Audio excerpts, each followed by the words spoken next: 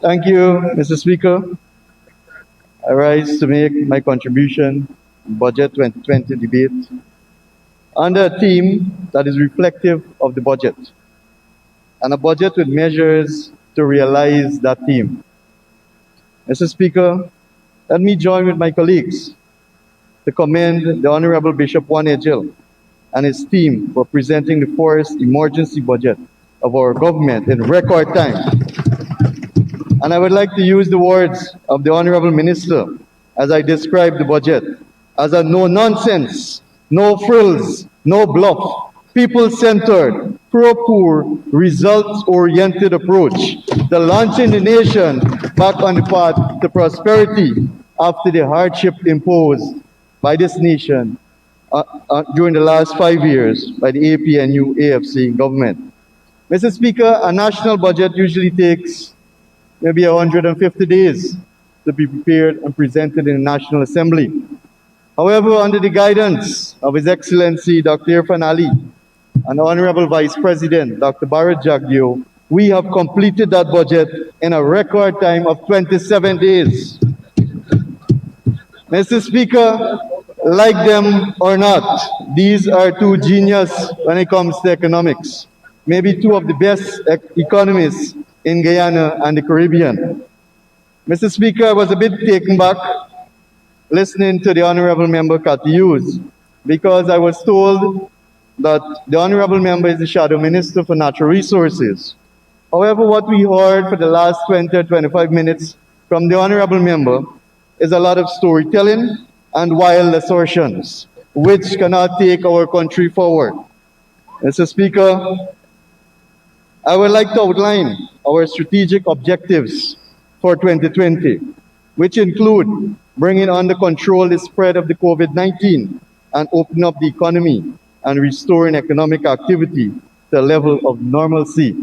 Mr. Speaker, we have heard so many comments about the COVID-19 pandemic from the previous speaker and also other speakers on the opposition benches. But it is sad that we are trying to use the COVID pandemic for politicking. It is sad that we're using the COVID pandemic to gain cheap political points when people are suffering. To deal with the COVID pandemic, we must take a national approach. We must work together to bring the COVID pandemic under control. It is sad that the previous member would have mentioned that the cases are skyrocketing. But what the member did not mention is that under the previous administration, when we took over government only a month ago, that the amount of tests conducted every day or per day was only 31 tests per day on average. Only 31 tests per day. Mr. Speaker, I am happy to inform that under our administration and only 1 month in government, we have increased testing to almost 300 per day. To almost 300 per day. Mr. Speaker, a month ago, there were only about 2 or 3 trained persons to conduct the tests in this country. Imagine that. And the previous administration was preparing and would have spent $160 billion over the last 7 to 8 months, and not a cent was spent to train people to conduct the COVID tests. Today we have more than 40 persons who have been trained to conduct the COVID tests. And when we talk about COVID, Guyanese are reminded of the COVID hospital, a mere shell for over 1-point-something billion Guyana dollars expended here, with no one trained to man that facility, no oxygen facility in the hospital. How can we take patients to a mere shell when we would have expended over 1 billion Guyana dollars on a property that is not even owned by the government of Guyana? Mr. Speaker, that is criminal. Mr. Speaker, 2020, the year 2020, will go down as a memorable day in the history of Guyana. Some people say it will go down as the year when you had massive reincarnation. You had massive reincarnation based on the APNU AFC, when the dead came out from the ground and voted and went back into their tombs. The year 2020 would be remembered as a year when a country was being hijacked and when elections were being attempted to rig and we were going back into the dictatorship. Mr. Speaker, there were many mentioned in this House about SOPs. I would like to say that I have seen all of the 2,339 SOPs for all the polling stations throughout the country. I don't know how many on the opposition benches have actually seen the SOPs, but yet we claim fraud. But we have not seen a single polling statement of poll. But yet we claim fraud. Mr. Speaker, 2020 will be remembered as the 33 days that we spent at this facility where we recounted every single ballot. And it still showed that the People's Progressive Party got over 15,000 votes, more than the AP and UAFC. And that is a fact. Mr. Speaker. 2020 would be remembered as the year when Guyanese starts to breathe again with the return of the People's Progressive Party civic and government. 2020 will be remembered as a budget that is pro-investment, pro-poor, pro-working class. A budget that will take us and prepare the foundation for 2021 and beyond. Mr. Speaker, let us also remind the House that of the $330 billion allocated, $160 billion has already been spent by the AP and UFC. So when you sit in this House and you condemn the budget, you have already spent $160 billion out of the $330 billion.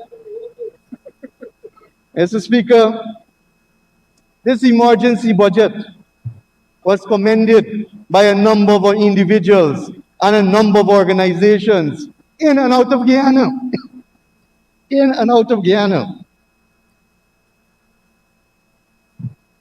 Mr. Speaker, Budget 2020,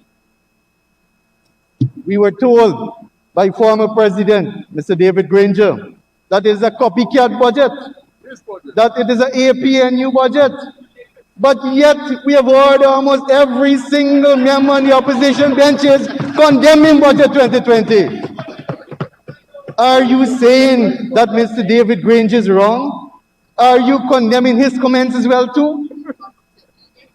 What we have heard from the opposition benches is a regurgitation of 2015 and 2011. That is what we have been heard over the last day and a half.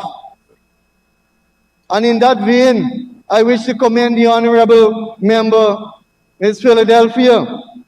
I believe, in all right, her speech was very objective and very forward-thinking when she spoke about training of young people to manage the oil and gas sector. And I want to let you know that that is the intention of the People's Progressive Party administration.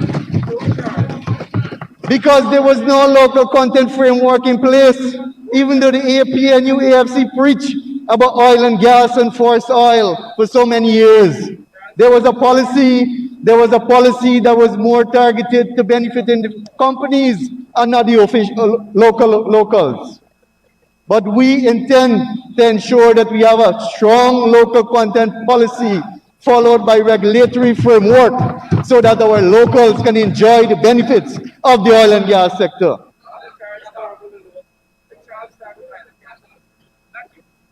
Mr. Speaker, Budget 2020 is not a lumpy-pumpy budget.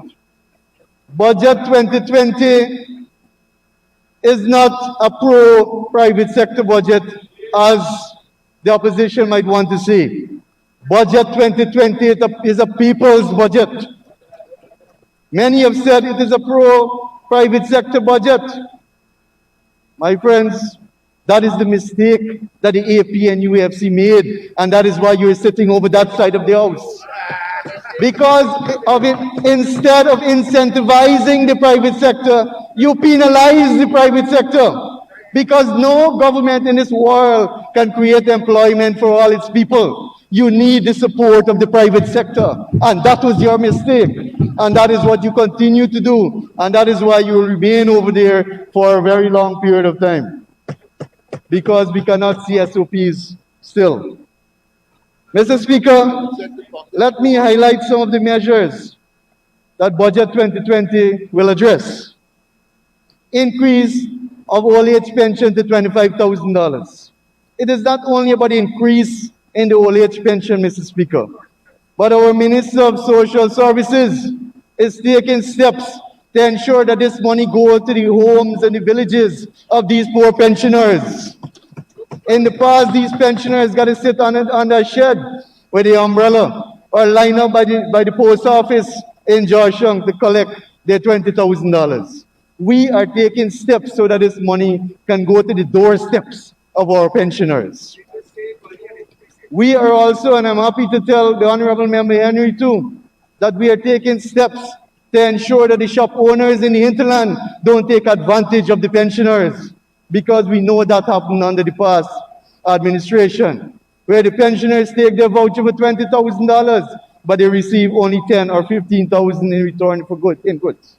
So we are working to ensure that our pensioners in the hinterland, they will get the full share of the increase. Mr. Speaker, the return of the cash grant and the increase of the cash grant to $15,000. Mr. Speaker, another promise fulfilled to the children of this country. Unfortunately, and the opposition still boasts about it, that the 5Bs program is better than the cash grant. Now, how can a right-thinking person actually say something like that? The 5Bs program, and if you do the mathematics, anybody can do the mathematics. The 5B program was benefiting maybe 10,000 children in this country. You add up the amount of seats in each David Granger bus, you add up the seat in every boat that you distribute, you add up how much bicycle you distribute, and it won't reach 10,000. It will not reach 10,000. And if you're not aware, we have over 170,000 school children in the public school systems. Over 170,000. But the 5B program was benefiting 10,000 students. How can it be better? How can it possibly be better, my friends? The removal of VAT on essential items and goods. In 2015 and beyond, there was a promise to reduce VAT. So yes, it was reduced from 16 to 14, but there was a backlash as usual under the AP and UFC. They increased the amount of items that you have to pay VAT to, including medical supplies, including school supplies, including construction materials. Mr. Speaker, we are removing the VAT on all these goods and services in Budget 2020. Another promise realized in 1 month. Another promise realized in 1 month, Mr. Speaker. This, of course, will significantly reduce the cost of living. Charging people VAT on electricity and water is almost criminal in a country like Guyana. My friends, the $25,000 COVID relief. We have heard comments, snide comments about pittances. Can you say to the people of Guyana, how much have you given to them? How much of this $160 billion that you already spent in 2020 was spent on the people of Guyana? How much of that 160 was given to the people while they were suffering under the COVID pandemic? My friend and colleague, the Honorable Sanjeev Datudin, would have outlined how that 160 million was spent. It was spent on bringing in lawyers to determine whether 33 is greater than 32. It was spent on lawyers to determine whether the word valid actually means valid. It was spent on lawyers to tell you that you lost the election. That is where the money went, instead of spending it on the people who needed relief during this COVID pandemic. That is where the 160 billion went. $800 million to the Amerindian Development Fund. And my friend again, the Honorable Henry, while I believe he's not fully equipped with the fact in terms of the CSO program, I ask that he equip himself with the fact, and he would see how the CSO program will benefit almost 2,000 young Amerindians, brothers and sisters. Incentives to the agriculture sector, because agriculture has always been important to this country. Agriculture is the reason for all of us being in this country, and we must look after agriculture. And I want to commend to our agriculture minister, who has been doing a wonderful job so far. Mr. Speaker, we had promised that we will reopen the sugar estates, and we will do that, because we would have budgeted $5 billion to reopen the Skeldon, Rosal, and the Edmore sugar estates, and that we will do. Unfortunately, we cannot open the Wales sugar estate because of the state in which it is in today. Because of the state in which you would have reduced it today, selling out the materials as scrap iron. That was the trade. That was the trade of the Wales sugar estate. I can recall clearly, because I sat in the 11th Parliament, at the then Minister of Public Security, the Honorable Kemraj Ramjitan, saying that he's right-sizing Gaisuku by closing down those estates. Right-sizing Gaisuku by putting 7,000 people out of job, most of whom are his fellow Barbicians. But he's right-sizing the industry.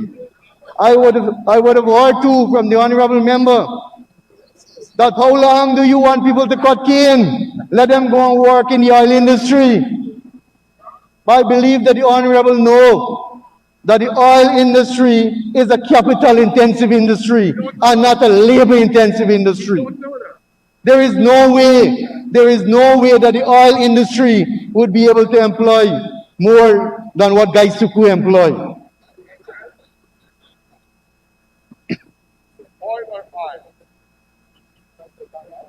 The upgrade of the West Demerara Hospital, the upgrade of the Leonora Hospital, the upgrade of the Diamond Hospital, and you will find that allocation in Budget 2020. That is another promise fulfilled. And since you're speaking about my colleague, the Honorable Minister of Sports, he will tell you in his presentation that you will have a multi-purpose complex in Linden very soon. You will have a multi-complex in Barbies. You will have one in Essequibo. And that shows, like my friend said, equitable distribution.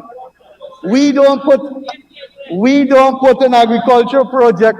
We don't put an agricultural project in certain areas alone. We don't build stadiums in certain areas alone. And certain senior members will know about the agriculture project I'm referring to. We will build stadiums in Barbies, in Linden, and Essequibo. Mr. Speaker, I heard it was mentioned this morning about rollover projects. I'm a bit confused because the last budget that was passed in this country was passed in December 2018. And we are still talking about rollover projects in September 2020. Something is wrong. Something is definitely wrong here. Rollover from where? That is why you were rolled into the opposition. You were rolled on the opposite side of the house. Mr. Speaker, let me remind the opposition benches that our manifesto is a 5-year plan, not a 1-month plan. It is a 5-year plan. But I know, like many Guyanese, you have high expectations now too, because you are seeing what we can do. But you left us broke. You left us basically broke. So we have to rebuild from scratch like we did in 1992. And that is what we will do, because we are committed to building this country for all Guyanese. Mr. Speaker, under our administration for the next 5 years, there will be a number of transformational projects that will take our country, as one presenter mentioned earlier, to the little Dubai of the Western Hemisphere, or the Singapore of the Western Hemisphere, the 4-lane Demerara Harbour Bridge, the high-span Demerara Harbour Bridge, which the AP and UAFC spent over $200 million to do a study for. Just a study, not a brick, not a load of sand, but $200 million just to conduct a study of building a new harbour bridge. We will build that in this term in office. Mr.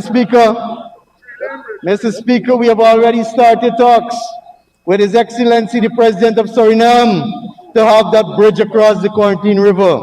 That will open up untold opportunities for Guyanese and more so Barbicians in the field of tourism, in the field of trade. It will give us a direct market to Europe through Suriname. So we have already started talks, Mr. Speaker. We have already started talks with Brazil to do the Linden to Lethem Highway, which the AP and UAFC spent millions on a study again, on a study, but nothing has been done. Just a mere study has been done. Mr. Speaker, to address the issue of power generation, because we know we have it is high to produce electricity in Guyana. The government of Guyana will engage in a gas-to-energy project within its forest storm in government so that the cost of electricity will be reduced by 50%. Will be reduced by 50%. And as a matter of fact, we have already set up a task force to start working on that gas-to-energy project. The gas-to-energy project, my friends, will bring investors to our country because we will have cheap power. It will create employment. It will create goods and services for our people. And these are some of the transformational projects that will make Guyana into a little Dubai under the People's Progressive Party administration. Mr. Speaker, if I may turn to some of the budget measures that would directly benefit the natural resources sector. $1.5 billion for hinterland roads. $1.5 billion for hinterland roads. And building the hinterland roads, Mr. Speaker, will not only benefit loggers and miners, it will benefit our Amerindian brothers and sisters who live in those areas and those regions and who have to travel through those almost impossible routes. We have heard tales and stories that many companies would have withdrawn their operations from the Peruni area because it is impossible to traverse through the Peruni Road as it is right now.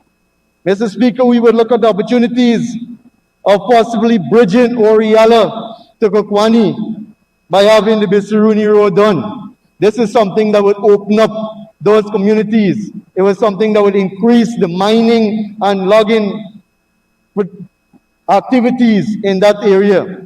So the $1.5 billion hinterland road is very much welcome by in the natural resources sector. And this will be supported by GGMC with almost another $1 billion so that our hinterland roads will be in a better state. Because you speak to any logger, you speak to any miner, the number one problem that they have is the infrastructure, is the roads. Because if we don't have roads, it carries up their production cost. We have better roads, our production will increase. Removal of VAT and reversal of duties on logging and mining equipment and machinery. The last administration claimed to be supportive of small miners and loggers, yet you impose VAT on machinery and equipment. We are removing that in only 1 month in office. Tax concessions on mining, agriculture, and forestry. Removal of VAT on hinterland travel. Mr. Speaker, we know that local travel is already expensive as it is. The AP and UAFC imposed VAT on local travel, not only hindering the loggers and the miners, but our Amerindian brothers and sisters who have to travel had to pay VAT on travel. This we will remove. Another promise fulfilled in only 1 month. Remove license requirements for mining equipment. And of course, we are going to amend the log export policy so that the forestry sector can bloom again, can breathe again. because as we know it, the forestry sector, Mr. Speaker, is bankrupt. So we are going to amend the log export policy, which will enable people without concession, sawmillers, to export logs. As it is now, only people holding a concession can export logs. So we are going to change it to allow sawmillers to export logs, and of course, while still encouraging that we have value-added forest products. So we are going to encourage that they export the lesser used species that is not used on the market. That is the intent of the amending the log export policy. Our new government would buy 50 new 4x4 vehicles to support security in the mining, logging, and hinterland regions. Mr. Speaker, this is very critical in the mining and logging sector. Security is of utmost importance, especially when it comes to mining and gold miners transporting the gold. The PPPC government has listened, and we have delivered in that we will be purchasing 50 new 4x4 vehicles to boost the security in the hinterland regions. Mr. Speaker, the speaker before me, the Honorable Cathy Hughes, mentioned in her presentation that there was no consultation. Apparently, Honorable Member Broom, Other Member Hughes, is not au fait as to what is happening in Guyana. Our ministers, this team of ministers here, have been in almost every single community and every single region in only 1 month. In only 1 month, almost every single community in every single region, even though we are faced with a COVID pandemic. The Ministry of Natural Resources has held consultations with a number of organizations, including the Guyana Gold Diamond Miners Association, the Women Miners Association, the National Mining Syndicate, which was established by former Minister Brooms and became a political body, is now willing to work to ensure that we move forward the sector. The Aichuni Forest Producers Association, the Upper Borbies Demerara Forest Producers Association, the Forest Producers Association of Guyana, the Guyana Manufacturing and Service Association, representatives of the National Tashau Council, and a number of small and medium-scale loggers and miners. We would have held consultations with all these groupings to ensure that their voices are heard and their needs are reflected in Budget 2020. Mr. Speaker, I know my time is running, so I would like to go directly into the Guyana Forestry Commission. I would like to go into the Guyana Forestry Commission proper.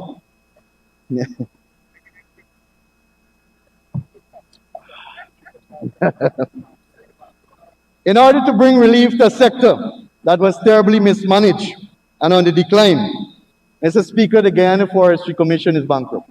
Sadly so. It is unable to pay the staff members. It is unable to pay NIS contribution. It is unable to pay GRA. It is unable to pay GPL. It is unable to pay union dues. It is unable to pay the 2018 25,000 bonus announced by the AP and UAFC government. As of today, those staff were not paid their bonus since 2018 December of $25,000 each.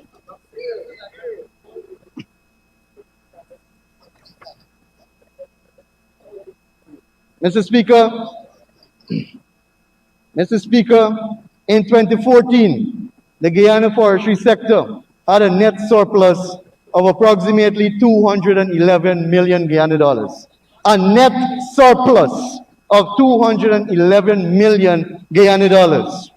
We had an export earnings of over $53 million US dollars. Unfortunately, by 2019, our export was reduced. Member, 2 minutes notice. By over $20 million US dollars. Mr. Speaker, I would have listened to the Honorable Raphael Trotman, former Minister of Natural Resources, when he mentioned that 600 hectares was given for conservation. That is quite commendable. But at the same time, At the same time, 6,000 hectares were given to friends and cronies and families who cannot even work the land as we speak here today, who have not even had the capacity and resources to work those land. And that is a reason why today the Forestry Commission is faced in that state. Worse yet, the Ayokorama is bankrupt. Ayokorama is now seeking a subsidy from the government to maintain their operation. And because of their lack of resources, they are unable to monitor the preservation.